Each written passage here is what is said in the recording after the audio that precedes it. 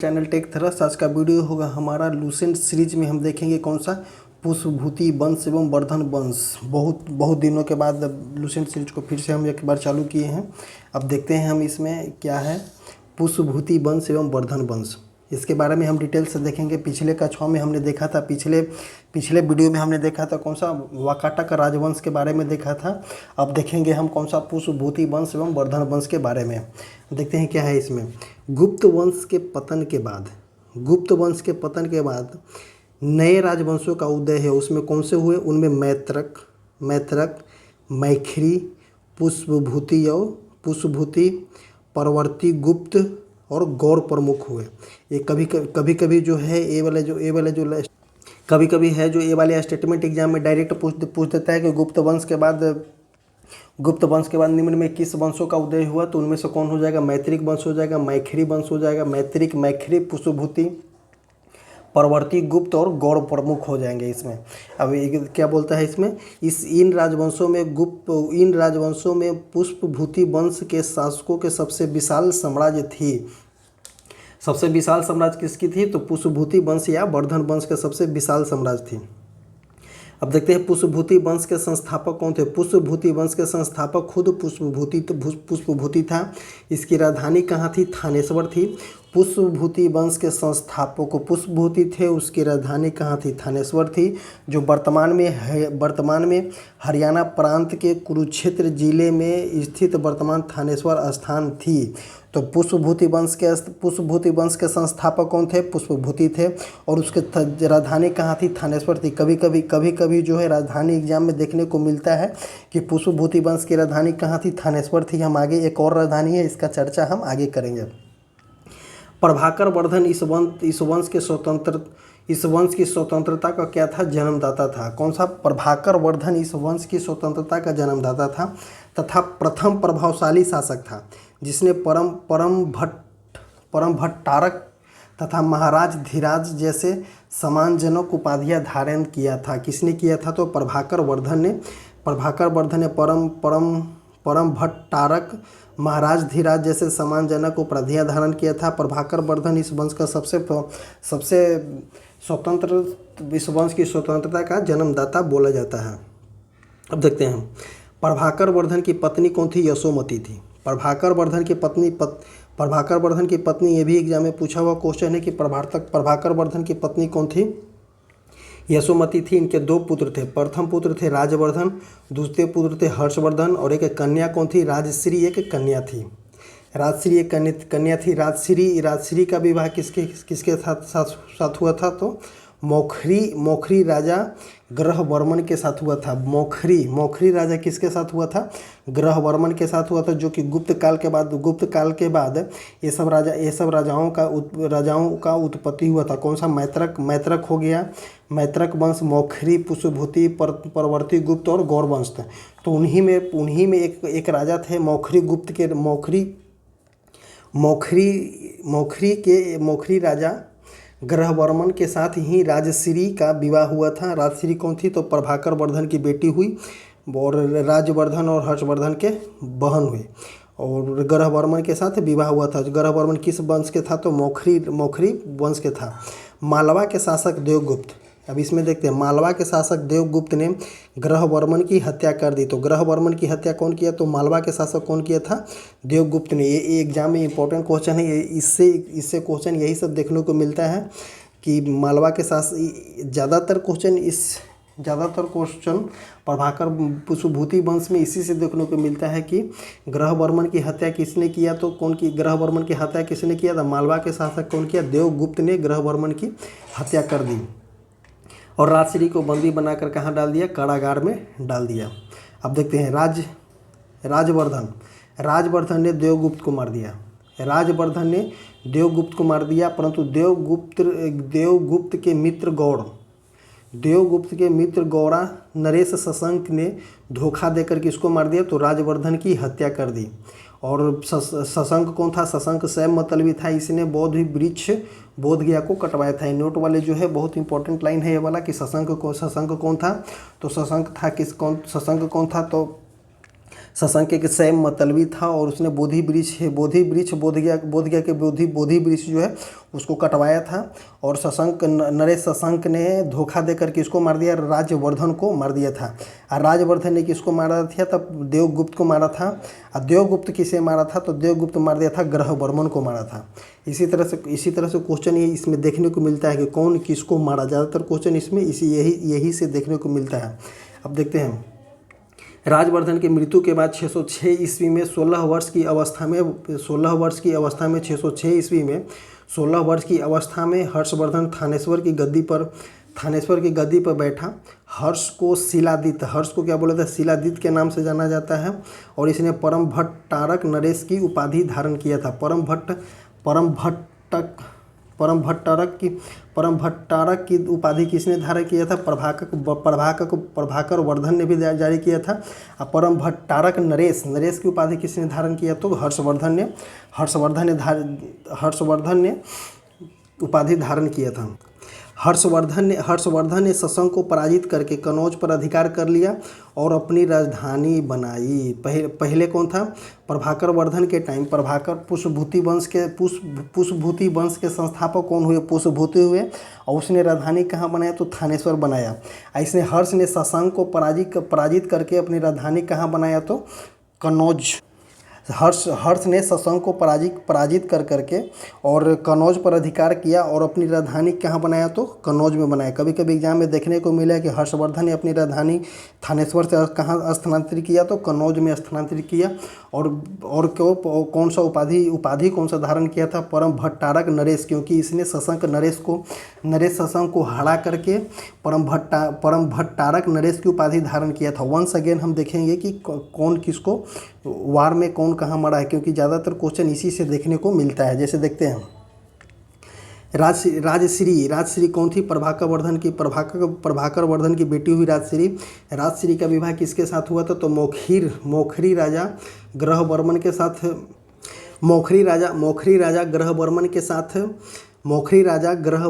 साथ राजश्री का विवाह हुआ था। और मालवा के शासक देवगुप्त ने ग्रहवर्मन को हत्या कर दिया। ग्रहवर्मन को हत्या करके राजश्री को बंदी बनाया। और राजवर्धन ने देवगुप्त को मार दिया। और शशांक ने राजवर्धन को मार दिया। और हर्षवर्धन ने शशांक को पराजित किया। और हर्षवर्धन ने शशांक को पराजित करके कौन सा उपाधि धारण किया, परम भट्टारक नरेश की उपाधि धारण किया। किसने, हर्षवर्धन ने गद्दी पर कब बैठा, तो 606 ईस्वी में हर्षवर्धन ने 16 वर्ष की अवस्था में गद्दी पर बैठा था। ये भी क्वेश्चन देखने को मिलता है कि हर्ष और पुलकेशिन द्वितीय के बीच किस नदी के तट पर युद्ध हुआ था, तो नर्मदा नदी के तट पर युद्ध हुआ था। और जिसमें हर्ष की क्या हुई थी, हर्ष की पराजय हुई थी। चीनी यात्री हेनसांग ने हर्षवर्धन के शासनकाल में भारत आया था। ये क्वेश्चन तो कितना बार एग्जाम में पूछा गया, इसका कोई गारंटी नहीं है, लेकिन इस क्वेश्चन को देखना बहुत जरूरी है। कौन, हर्षवर्धन के शासनकाल में चीनी यात्री कौन ऐसा चीनी यात्री था जो इंडिया आया था, तो कौन हो जाएगा, हेनसांग। चीनी यात्री हेनसांग आ जाएगा। हेनसांग को क्या बोला था, यात्रियों का राजकुमार बोला जाता था। हेनसांग को नीति का पंडित बोला जाता था। वर्तमान में इसे शाक्य मुनि बोला जाता था। यह नालंदा विश्वविद्यालय में पढ़ने एवं बौद्ध ग्रंथ संग्रह करने के उद्देश्य से भारत आया था। कौन आया था, तो हर्षवर्धन के शासनकाल में हेनसांग दोनों ह से है, तो याद कीजिएगा हर्षवर्धन के शासनकाल में हेनसांग भारत आया था। हेनसांग को क्या बोला जाता है, हेनसांग को बोला जाता है यात्रियों का राजकुमार, नीति का पंडित, और वर्तमान में उसे क्या बोला जाता है, शाक्य मुनि बोला जाता है। वह नालंदा विश्वविद्यालय में पढ़ने एवं बौद्ध ग्रंथ ग्रहण करने के उद्देश्य से भारत आया था। अब देखते हैं, हर्ष 641 ईस्वी में, हर्ष जो था 641 ईस्वी में चीन अपनी दूत चीनी भेजा तथा 643 ईस्वी और 645 ईस्वी में 2 चीनी दूत उसके दरबार में आए थे। तो 2 चीनी दूत 643 और 645 ईस्वी में 2 चीनी दूत किसके दरबार में भारत आए थे, किसके दरबार में आए थे, तो हर्षवर्धन के दरबार में आए थे। और हर्षवर्धन ने भी 641 ईस्वी में चीनी दूत भेजा था और 606 ईस्वी में हर्षवर्धन ने थानेश्वर की गद्दी पर बैठा था। अब देखते हैं, हर्ष ने कश्मीर के शासक से बुध के दंत अवशेष हर्ष ने कश्मीर के शासक से बुध के दंत अवशेष बलपूर्वक प्राप्त किया था। हर्ष के पूर्वज भगवान शिव भगवान सूर्य के अन्य उपासक थे। प्रारंभ वर्ष भी अपने कुल देवता शिव को परम भक्त था। हर्ष भी अपने कुल देवता शिव का परम भक्त था। चीनी यात्री ह्वेनसांग से मिलने के बाद बौद्ध धर्म की महायान शाखा को राजाश्रय प्रदान किया और वह पूर्ण बौद्ध बन गया। कब वो किससे मिलने के बाद?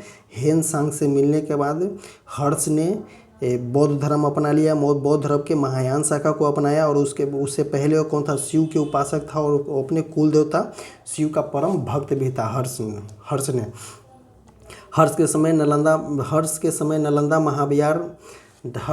नालंदा महाविहार महायान बौद्ध धर्म की शिक्षा का प्रधान केंद्र था। हर्ष के समय प्रयाग में प्रति 5 वर्ष पर एक समारोह आयोजित किया जाता था जिसे क्या बोलते हैं? महामोक्ष परिषद कहा जाता था। ह्वेनसांग स्वयं छठे समारोह में सम्मिलित हुआ था। अब देखते हैं बाणभट्ट कौन थे? तो बाणभट्ट हर्ष के दरबारी कवि थे। इन्होंने हर्षचरित एवं कादम्बरी की रचना किया था। बाणभट्ट के गुरु कौन थे? तो भर्चु थे। बाणभट्ट कौन थे? तो हर्ष के दरबारी कवि थे। इसने हर्षचरित एवं कादम्बरी की रचना किया था। ये एग्जाम में बहुत बार क्वेश्चन देखने को मिला है कि हर्षचरित और कादम्बरी की रचना किसने किया था? तो बाणभट्ट ने किया था। और बाणभट्ट के गुरु कौन थे? तो भर्चु थे, बाणभट्ट के गुरु थे। प्रियदर्शिका रत्नावली नागनंद। ये इस लाइन इंपॉर्टेंट है, याद कर लीजिएगा इस लाइन को कि प्रियदर्शिका रत्नावली नागनंद नामक 3 संस्कृत नाटक ग्रंथों की रचना हर्ष ने किया था। कहा जाता है कि धावक नामक कवि ने हर्ष से पुरस्कार लेकर उसके नाम से 3 नाटक लिखे थे। कौन लिखे थे? धावक नामक एक कवि थे जो हर्ष से पुरस्कार लेकर उनके नाम से 3 नाटक लिखे थे। लेकिन कभी बोलेगा कि क्वेश्चन में बोलेगा कि प्रियदर्शिका रत्नावली नागनंद नामक 3 ग्रंथ की रचना किसने किया था? तो हर्ष ने किया था। अगर कभी एग्जाम में पूछ दिया कि कौन से कवि इस नाटक को लिखे थे तो हो जाएगा धावक नामक कवि ने नाटक को लिखे थे। हर्ष को भारत का अंतिम हिंदू सम्राट कहा गया था। लेकिन वह न तो कट्टर हिंदू था न ही सारे देश का शासक था। लेकिन लास्ट शासक हर्ष को ही बोला जाता है हिंदू सम्राट, सबसे लास्ट शासक बोला जाता है। हर्ष के अधीन शासक महाराज तथा महासामंत कहे जाते थे।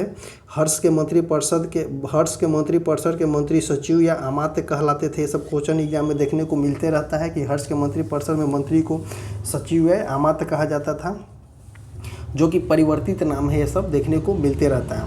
प्रशासन की सुविधा के लिए हर्ष साम्राज्य कई प्रांतों में विभाजित थे। प्रांत को क्या बोला जाता था? विभुक्ति कहा जाता था। प्रत्येक विभुक्ति का शासक कौन था? उपायुक्त था, जो उपायुक्त था राष्ट्रीय कहलाता था। भुक्ति का विभाजन जिलों में हुआ था। जिलों की संज्ञा विषय, जिसका प्रधान कौन था? विषयपति होता था। विषय के अंतर्गत कई पाठक होते थे जो आधुनिक तहसील कहे जाते हैं। अब बोलते हैं क्या? ग्राम शासन की सबसे छोटी इकाई क्या बोलते हैं? ग्राम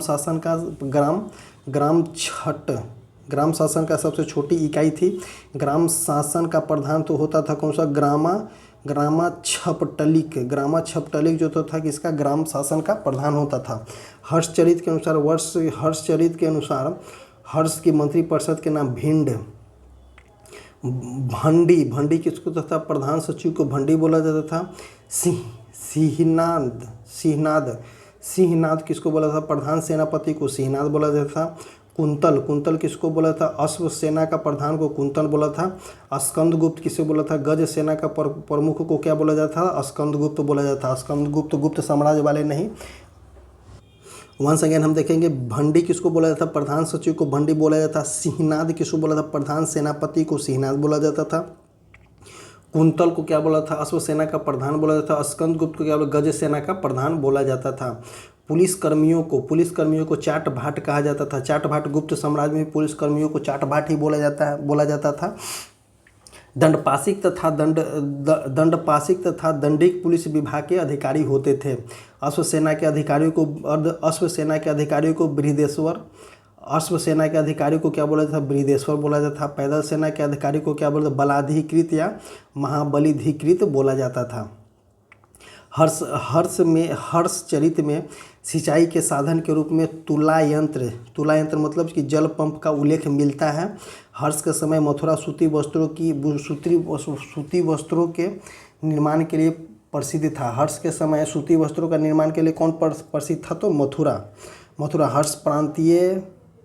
हर्षचरित्र में प्रांतीय शासक के लिए लोकपाल शब्द का प्रयोग आया है। तो सबसे पहले लोकपाल शब्द का प्रयोग कहाँ किया गया था? तो हर्षचरित में प्रांतीय शासक के लिए लोकपाल शब्द का प्रयोग आया है। इसी तरह से हमारा ये जो है पुष्पभूति वंश समाप्त होता है। अब हम पिछले वीडियो में देखेंगे कौन सा? नेक्स्ट वीडियो में हम देखेंगे दक्षिण भारत के प्रमुख। और इसी तरह से हमारे लुसेंट सीरीज से जुड़े रहें और अपडेट लेते रहें। बहुत ही अच्छा लुसेंट सीरीज को हमने एक बारीकी से हर वीडियो में जहाँ क्वेश्चन पूछा जा रहा है वहाँ बारीकी से बताते जा रहे हैं कि ये क्वेश्चन इंपॉर्टेंट है, इस चीज़ को याद कर लेना है।